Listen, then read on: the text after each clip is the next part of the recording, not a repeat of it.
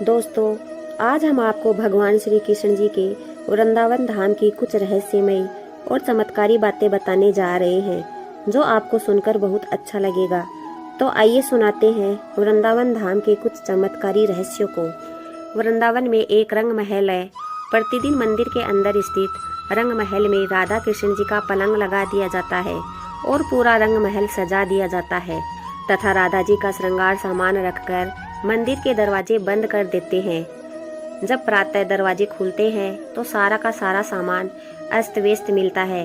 मान्यता है कि रात्रि में राधा कृष्ण जी आकर इस सामान का उपयोग करते हैं। हालांकि शाम के बाद यह मंदिर बंद हो जाता है और वहाँ कोई भी नहीं जाता है। अगर यहाँ कोई छुपकर अगर ये देखता भी है तो वह अगले दिन पागल हो जाता है।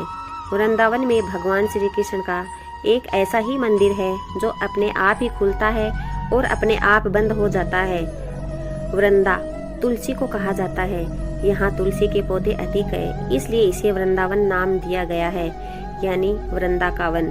कहते हैं कि यहाँ तुलसी के 2 पौधे एक साथ लगे हुए हैं। रात के समय जब राधा और कृष्ण रास रचाते हैं तो यही तुलसी के पौधे गोपियां बनकर उनके साथ नाचते हैं। इन तुलसी का एक भी पत्ता यहाँ से कोई नहीं लेके जा सकता। जिसने भी चुपचाप यह कार्य किया हो वह भारी आपदा का शिकार हो जाता है।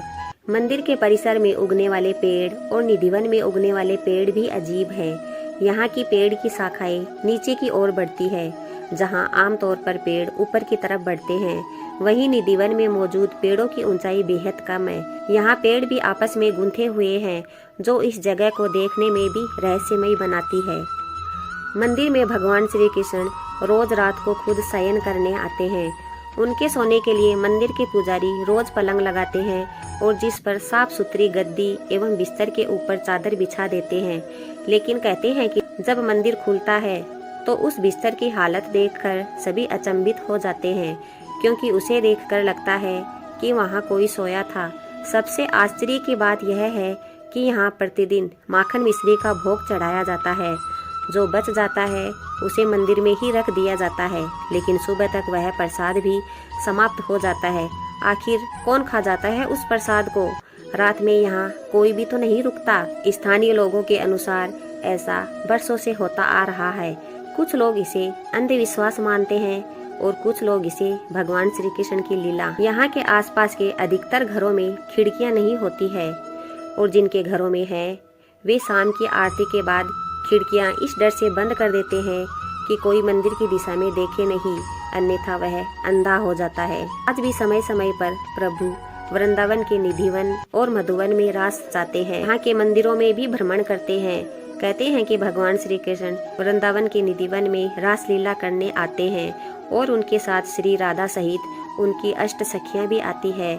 लोगों का तो यह भी मानना है कि यहाँ पर हर रात आरती के बाद भगवान श्री कृष्ण और राधा और उनकी गोपियां रास रचाती हैं।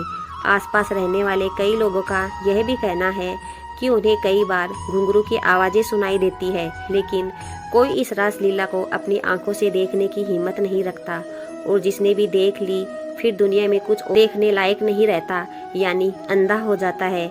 इसलिए अब निधिवन के दरवाजे शाम 7 बजे बंद कर दिए जाते हैं। राधे राधे।